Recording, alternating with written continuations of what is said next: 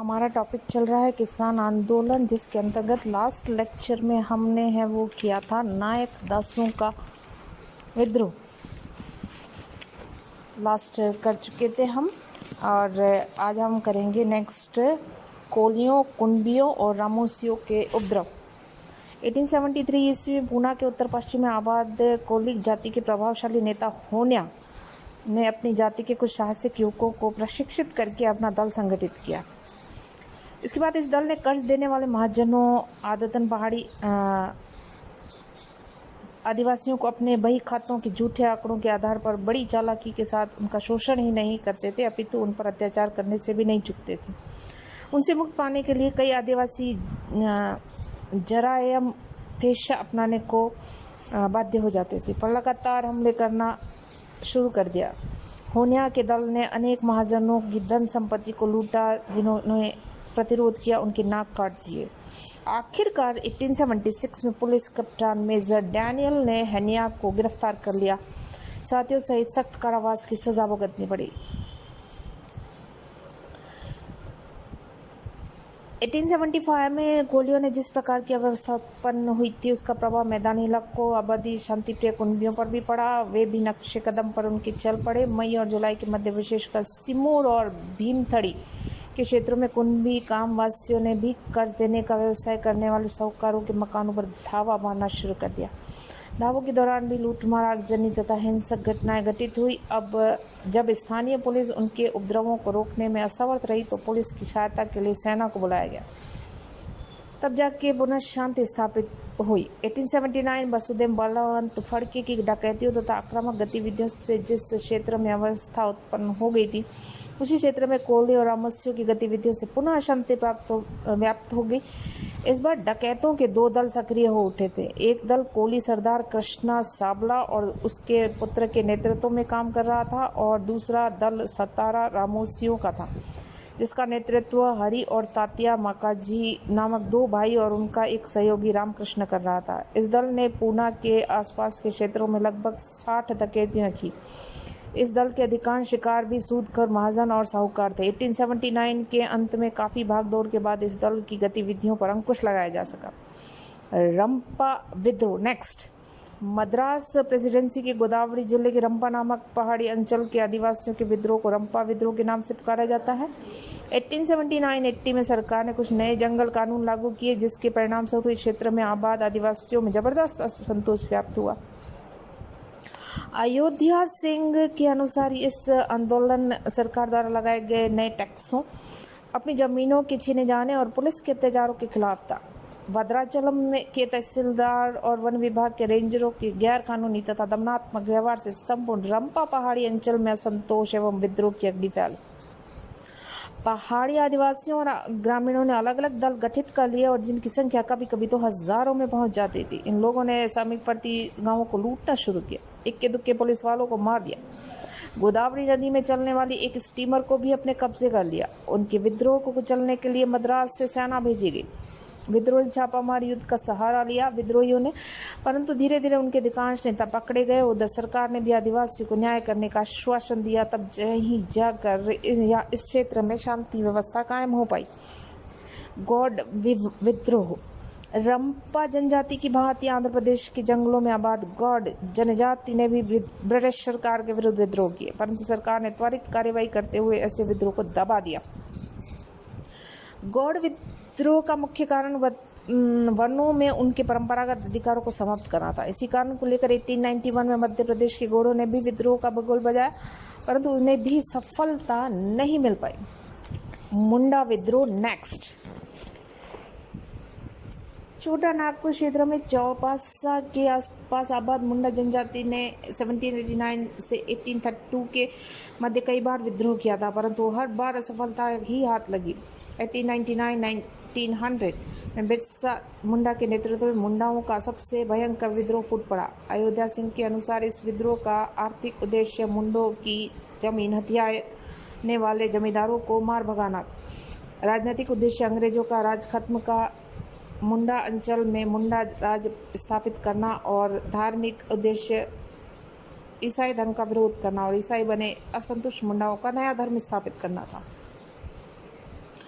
मुंडाओं के विद्रोह का मुख्य कारण अपनी भूमि से वंचित हो जाना था। जमींदारों ने छल बल से उनकी जमीनें छीन ली थी। नौजवान बिस्सा के नेतृत्व में मुंडाओं ने विद्रोह का झंडा फहराया।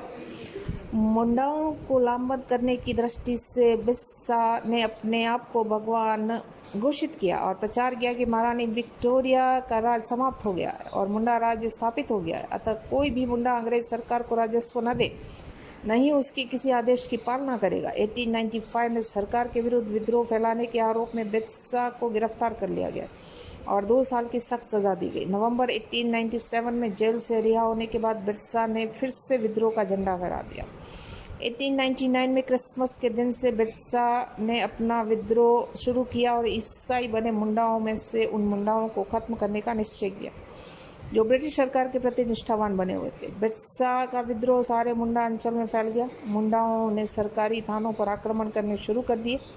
अतः इस विद्रोह को दबाने के लिए पुलिस की सहायता के लिए सेना को भेजा गया। 3 जनवरी 1900 को बिरसा गिरफ्तार कर लिया गया। मुकदमे के दौरान जेल में हैजे से बिरसा की मृत्यु हो गई। उनके 3 साथियों को मृत्युदंड, 44 को काला पानी और 47 को कड़ी सजा दी गई। नेक्स्ट आता है असम विद्रोह। इस विद्रोह को कुकियों का विद्रोह भी कहा जाता। असम के इन कुकियों का विद्रोह भी बेईमान साहूकारों और सूदखोरों तथा उनके संरक्षक अंग्रेज अधिकारियों के विरुद्ध था। आदिम हथियारों के उपरांत पहाड़ी क्षेत्र का लाभ उठाकर कुकियों ने 1860-90 के मध्य संघर्ष जारी रखा। असम के नौगांव जिले के फूलागढ़ी के आदिवासी किसानों का संघर्ष अफीम की खेती को सरकारी नियंत्रण में लाने और सरकार के आयकर तथा अन्य कर लगाने की योजना के खिलाफ था। लंबे संघर्ष के बाद अंत में कुकियों को ब्रिटिश सैन्य बल के समक्ष घुटने टेकने पड़े। नेक्स्ट विद्रोह आता है पबना के किसानों का विद्रोह। पबना का क्षेत्र वर्तमान में बांग्लादेश में है। 1872-73 में यहाँ के किसानों ने भी विद्रोह का मार्ग अपनाया। उनका विद्रोह मूलतः जमींदारों के अत्याचार और उसके संरक्षक ब्रिटिश शासकों के विरुद्ध था। इस आंदोलन के दौरान किसानों ने जगह जगह पर अपनी सभाएं स्थापित की, अपने को संगठित और हथियारों से लैस किया। उन्होंने बढ़ा हुआ लगान रद्द करने, बेदखली बंद करने और जमींदार प्रथा समाप्त करने की मांग उठाई, परंतु सरकार उनकी किसी मांग को मानने के लिए तैयार न थी। ब्रिटिश सरकार ने क्रूरता के साथ विद्रोह कुचल दिया। पंजाब के विद्रोह, किसानों का विद्रोह। पंजाब में किसानों के विद्रोह के कुछ वर्षों पहले कूका विद्रोह ने ब्रिटिश सरकार को हिलाकर रख दिया। 19वीं सदी के 5वें दशक के आरंभ में पश्चिमी पंजाब में भगत जवाहर मल ने सिखों में व्याप्त कुछ कुरीतियों का अंत करने के लिए इस आंदोलन का सूत्रपात किया था। 1863 में नामधारी सिखों ने अपने नेता राम सिंह कूका के नेतृत्व में इस आंदोलन का लक्ष्य सिख सत्ता को पुनः स्थापित रखा था। स्थापना उन्होंने पंजाब में ब्रिटिश हुकूमत के विरुद्ध समांतर हुकूमत कायम करने की कोशिश की। वे स्वदेशी आंदोलन को बढ़ाने में सहायक हुए। जब कुकाओं ने हिंसक वारदातें शुरू की तो उनके विरुद्ध कठोर कार्रवाई की गई। अनेक लोगों को मौत के घाट उतार दिया गया और राम सिंह को बंदी बनाकर रंगून जेल भेज दिया गया, जहां 1885 ईस्वी में उनका देहांत हो गया। कूका विद्रोह के बाद पंजाब के किसानों का आंदोलन खड़ा हुआ। पंजाब के किसान अपनी जमीन पर साहूकारों का तेजी से बढ़ता कब्जा से वे उत्तेजित हो गए। अंग्रेजी नियमों के अनुसार साहूकारों का प्रभाव बढ़ा और कृषकों ने धन के बदले अपनी भूमि को गिरवी रखना आरंभ किया। 19वीं सदी के 7वें दशक में खेतों के रेहन रखे जाने की संख्या चौंकाने की हद तक बढ़ गई। यह असंतोष नहरों के निर्माण से नई आबादियों में बढ़ा। नहरों के किनारे आबाद नए गांवों के लोगों को सरकार ने कुछ शर्तों पर जमीनें दे दी। उन शर्तों का पालन न होने पर स्थिति में सामूहिक जुर्माना लगाया जाता था। इससे सरकारी अधिकारियों और कर्मचारियों में भ्रष्टाचार बढ़ा और वे किसानों का शोषण करने लगे। दूसरी तरफ साहूकार लोग रेहन अथवा गिरवी रखी भूमि को हड़पने का प्रयास करने लगे। इससे किसानों में जबरदस्त असंतोष बढ़ा। इसमें संदेह नहीं कि किसान साहूकारों के द्वारा लूटे जा रहे थे और उन्हें सरकारी संरक्षण की आवश्यकता थी, किंतु पंजाब में अंग्रेजों की चिंता राजनीति से प्रेरित थी। पहली परेशानी तो यह थी कि पश्चिम क्षेत्र में जहां किसान, जमींदार और खेतिहर दोनों मुसलमान थे, वहां साहूकार प्राय हिंदू बनिया था। इस प्रकार इस क्षेत्र में कर्जदार और साहूकारों के बीच होने वाला संघर्ष प्राय सांप्रदायिक रंग ग्रहण कर लेता था। दूसरी बात यह थी कि पंजाब शाही ब्रिटिश सेना का भर्ती क्षेत्र था और पूरी ब्रिटिश सेना के 50% कर्मचारी इसी क्षेत्र से आते थे। किसानों के संतोष को दूर करने के लिए सरकार ने 1900 में भूमि अन्य संक्रमण अधिनियम 1900 ईस्वी में भूमि अन्य संक्रमण अधिनियम पारित किया। इस अधिनियम के तहत पंजाब के लोगों को कृषक एवं गैर कृषक जातियों एवं वर्गों में बांटा गया और इसमें यह प्रावधान किया गया कि भूमि गैर कृषक वर्गों को हस्तांतरित नहीं की जा सकती। यह उस किसान आंदोलन का परिणाम था जो उन्होंने लाला लाजपत राय और सरदार अजीत सिंह के नेतृत्व में चलाया था। इस अधिनियम से किसानों का असंतोष काफी कम हो गया और निश्चय ही उन्हें फायदा हुआ, किंतु ये लाभ जमींदारों एवं संपन्न किसानों के बीच ही बढ़ गए। निर्धन किसानों को राहत नहीं मिली। पहले साहूकार उनकी भूमि को हड़प लेते थे, अब उन्हीं की बिरादरी के संपन्न किसान उनकी भूमि को हड़पने लगे। नेक्स्ट विद्रोह आता है किसानों का, वो आता है चंपारण का सत्याग्रह। हालांकि 1885 में अखिल भारतीय राष्ट्रीय कांग्रेस की स्थापना हो चुकी थी, परंतु कांग्रेस ने किसानों की स्थिति पर कोई विशेष ध्यान नहीं दिया था। चंपारण उत्तरी बिहार का अंचल है और यह क्षेत्र नील की खेती के लिए प्रसिद्ध। नील की खरीद करने वाले अंग्रेज व्यापारियों ने जगह जगह पर अपनी कोठियां बना ली। वे लोग किसानों का जबरदस्त शोषण करते थे। उन्होंने 3 काठिया प्रणाली लागू कर रखी थी। नील की फसल को बहुत कम दामों पर खरीदने की व्यवस्था की। जो किसान उनके आदेशों का उल्लंघन करता, उनके द्वारा निर्धारित कीमत के बारे में वाद विवाद करता, उसके साथ अमानवीय व्यवहार किया जाता, उसके परिवार को बुरी तरह से अपमानित भी किया जाता। उनके अत्याचारों और शोषण के विरुद्ध फरियाद के सभी मार्ग बंद थे। ऐसी स्थिति में किसानों के कुछ प्रतिनिधि डॉक्टर राजेंद्र प्रसाद से संपर्क किया, स्थिति से अवगत कराया। डॉक्टर राजेंद्र प्रसाद ने गांधी जी को बताया कि गांधी जी ने आंदोलन का नेतृत्व करना स्वीकार किया। 1917 में गांधी जी ने नेतृत्व में चंपारण के किसानों ने आंदोलन शुरू किया। गांधी जी के निर्देशानुसार उन्होंने नील की खेती करने से मना कर दिया। चंपारण के लगभग 850 गांवों के 8000 से ज्यादा किसानों ने इसमें भाग लिया। सरकार ने दमन चक्र चलाया। दर्जनों किसानों को बंदी बना लिया गया। सैकड़ों की निर्ममतापूर्वक पिटाई की गई, परंतु किसान डटे रहे। अंत में सरकार को झुकना पड़ा। उसकी एक जांच कमेटी बैठी। रिपोर्ट के आधार पर चंपारण कृषि अधिनियम पारित किया गया और उसके अनुसार नीले साहबों को मनमानी पर अंकुश लगा दिया गया। नेक्स्ट आता है खेड़ा सत्याग्रह आंदोलन। खेड़ा गुजरात स्थित है। किसान आंदोलन का नेतृत्व भी गांधी जी ने किया। वल्लभ भाई पटेल, इंदुलाल याग्निक और एन.एम. जोशी उनके साथ थे। 1919 में इस क्षेत्र में सूखा पड़ा और किसानों की फसलें नष्ट हो गई। उस पर सरकार का नियम था कि यदि 25% पैदावार कम होगी तो किसानों का लगान माफ कर दिया जाए। इसी आधार पर खेड़ा के किसानों ने लगान माफी के संबंध में गुजरात सभा में ज्ञापन दिया। गुजरात सभा ने लगान माफी की अनुशंसा कर दी, परंतु सरकार ने लगान माफ करने से इनकार कर दिया। इस पर मार्च 1990 में गांधी जी के नेतृत्व में आंदोलन शुरू हो गया। गांधी जी के निर्देशानुसार किसानों ने लगान न देने की घोषणा कर दी। सरकार ने अपना दमन चक्र चलाया। सैकड़ों को जेल में ठूंस दिया। कईयों के मकान जब्त कर लिए गए। कईयों के पशुओं को नीलाम कर दिया गया। कईयों की खड़ी फसलों पर अधिकार कर लिया गया और कईयों को शारीरिक यातनाएं भी दी गई। इस दमनात्मक कार्यवाही के उपरांत भी किसानों ने उत्साह के साथ आंदोलन में भाग लिया। अंत में जून 1919 में सरकार को झुकना पड़ा और किसानों की मांग माननी पड़ी। इससे किसानों में एक नया आत्मविश्वास आया। नेक्स्ट विद्रोह है उत्तर प्रदेश में किसानों के आंदोलन। भारत के अन्य भागों की तरह उत्तर प्रदेश के किसानों को भी लंबे समय से स्थानीय जमींदारों और साहूकारों के अत्याचारों का शोषण का सहन करना पड़ा।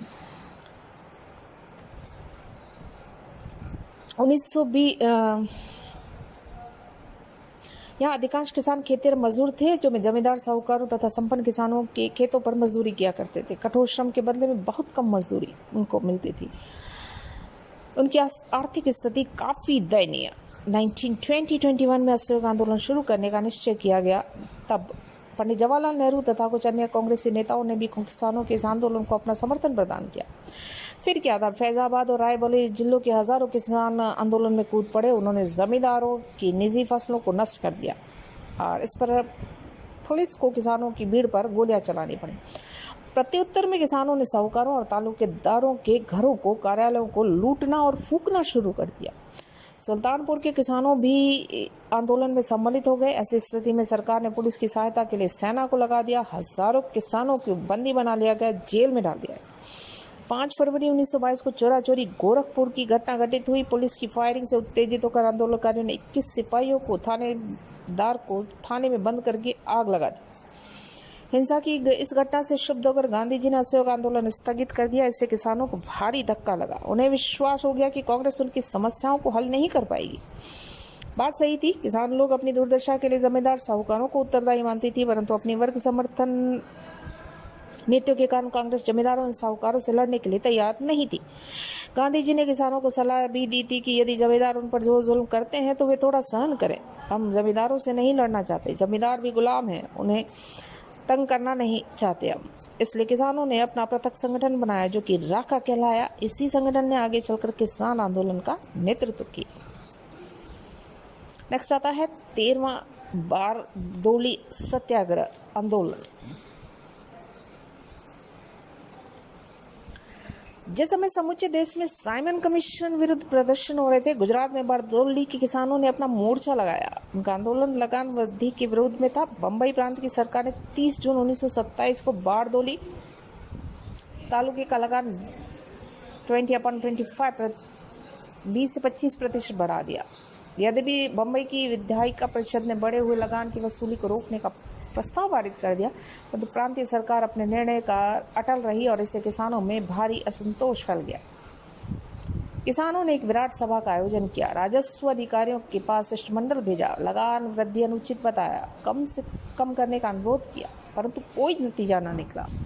6 दिसंबर 1927 को किसानों ने पुनः सभा आयोजित की। इस सभा ने बढ़ा हुआ लगान न देने का फैसला लिया। 4 फरवरी 1928 को पुनः सभा बुलाई। सर्वसम्मति से बढ़ा हुआ लगान न देने का संकल्प दोहराया। सरदार वल्लभ भाई पटेल को जो आंदोलन का नेतृत्व स्वीकार करने को कहा गया, सरदार पटेल ने इसे स्वीकार कर लिया।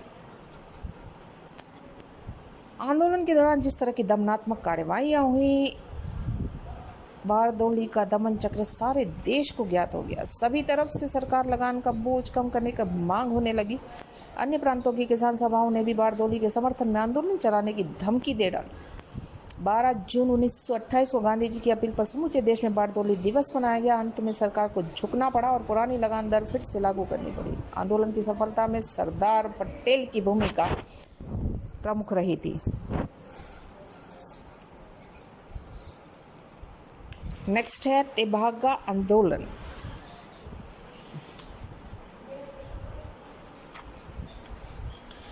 ये जोतदारों के खिलाफ बटाईदारों का आंदोलन था। बंगाल बटाईदार किसानों जिनमें हिंदू, मुसलमान, आदिवासी सभी सम्मिलित ने एकजुट होकर आंदोलन करने का निश्चय किया। आंदोलन की शुरुआत नोआखली से सटे हुए हसनाबाद क्षेत्र से हुई। आंदोलनकारियों की घोषणा थी कि अब वे फसल का 2/3 हिस्सा लेंगे। जोतेदारों और जमींदारों को सिर्फ 1/3 हिस्सा देंगे। फसल के बंटवारे के इस अनुपात के कारण आंदोलन ने तेभागा आंदोलन कहलाया। आंदोलनकारियों का नारा था तेभागा, हमें 2/3 भाग चाहते हैं। यह आंदोलन बड़ी तेजी के साथ एक गांव से दूसरे गांव फैलता चला गया। इस आंदोलन में बंगाल के साम्यवादी नेताओं मोवी सिंह, मुजफ्फर अहमद, सुनील सेन ने महत्वपूर्ण भूमिका निभाई। किसान सभा के नेतृत्व में चलने वाला यह आंदोलन बंगाल का सबसे व्यापक, सबसे बड़ा और जंगी आंदोलन था, जिसमें करीब 50 लाख किसानों ने भाग लिया था। उन्होंने जोतदार, जमींदारों, उनके बड़े गुंडों और पुलिस का डटकर मुकाबला किया। स्त्रियों ने भी इस आंदोलन में महत्वपूर्ण भूमिका निभाई। 1946 नवंबर फरवरी 1947 जोरदार ढंग से चलाया गया। स्वतंत्र प्राप्ति के बाद भी कुछ समय तक ये जारी रहा। आंदोलन के दौरान पुलिस ने कई स्थानों पर गोलियां चलाई। 73 लोग मारे गए। भयंकर दमन, आंदोलन दबा दिया गया, लेकिन इससे बंगाल के किसानों में जागृति आई।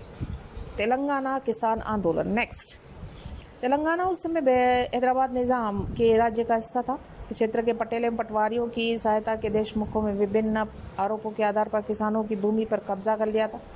चूंकि देशमुखों के निजाम का संरक्षण प्राप्त था, अतः किसान मन मसोच कर रह गए। तेलुगु भाषी किसानों का आंदोलन वैसे तो द्वितीय विश्व युद्ध के समय में ही शुरू हुआ, जब उनसे कीमत गल्ला वसूली किया जाने लगा। तो 1946 तक ये आंदोलन नालगोंडा के कई गाँवों में फैल चुका था। परंतु किसानों के आंदोलन का तात्कालिक कारण पुलिस द्वारा कमरिया नामक व्यक्ति की हत्या था। कमरैया साम्यवादी था, स्थानीय किसान सभा का सक्रिय पदाधिकारी। उसके शव को लेकर किसान ने विराट जुलूस निकाल दिया और पुलिस और रजाकारों ने इस पर हमला बोल दिया। किसानों ने जमकर जवाब दिया और पुलिस वाले और रजाकार भाग निकले, जमींदारों के घरों में छुपे। इसके बाद किसानों ने विद्रोह का झंडा खड़ा कर दिया और सूर्यपेट और आसपास के कई गांवों पर अधिकार कर लिया। अभी तक यह आंदोलन किसानों के नेतृत्व में चल रहा था। अब हैदराबाद के साम्यवादियों और आंध्र महासभा के नेतृत्व संभाल लिया।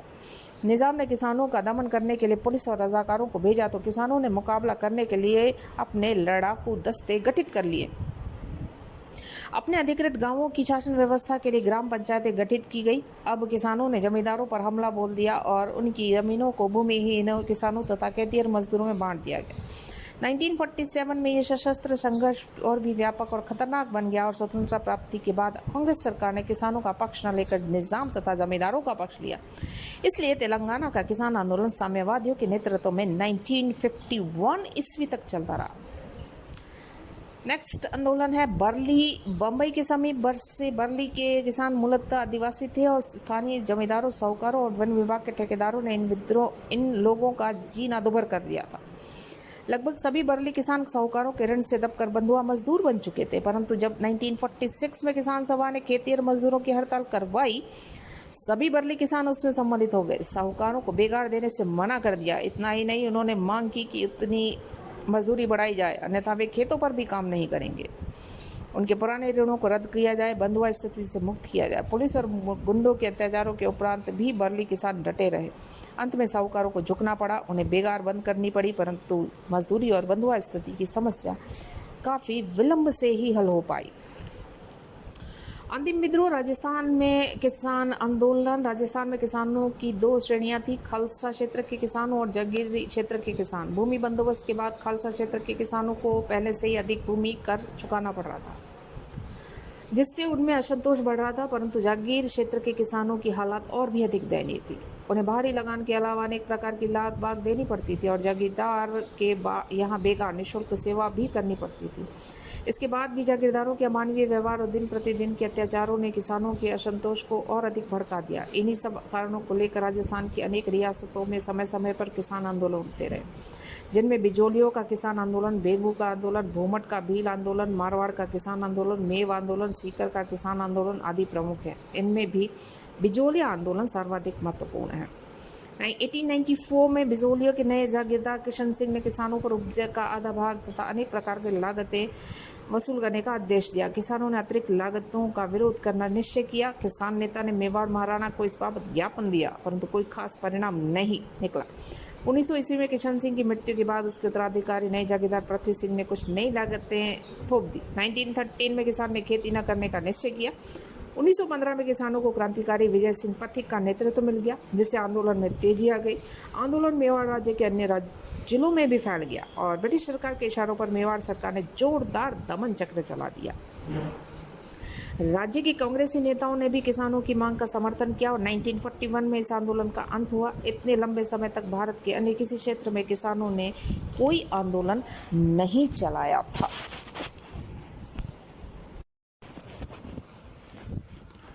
हमारा टॉपिक चल रहा है किसान आंदोलन, जिसके अंतर्गत लास्ट लेक्चर में हमने वो किया था नायक दासों का विद्रोह